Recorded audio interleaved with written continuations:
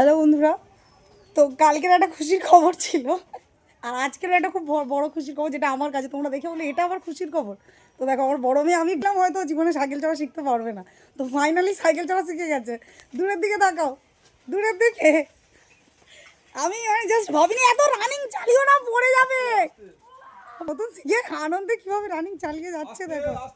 এবার এত রানিং যাস না, মানে এটা আমার কাছে খুব খুশির খবর, জানো তো। শরীরটা একটু ভারী হয়ে গিয়েছিলো বলে আমি ভেবেছিলাম যে হয়তো সাইকেল চড়া শিখতে পারবে না।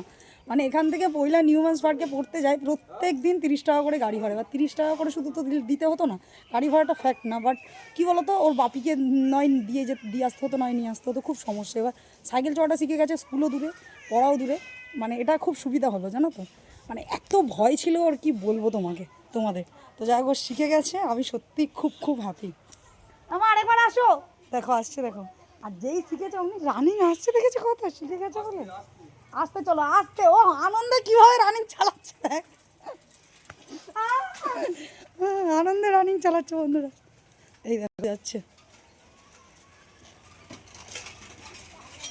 ওর বাবা আর এই যে আরেকজন ব্যক্তি আছে, খুব এফোর্ট করেছে এর জন্য, পিছন ফিরে আছে। চলো টাটা।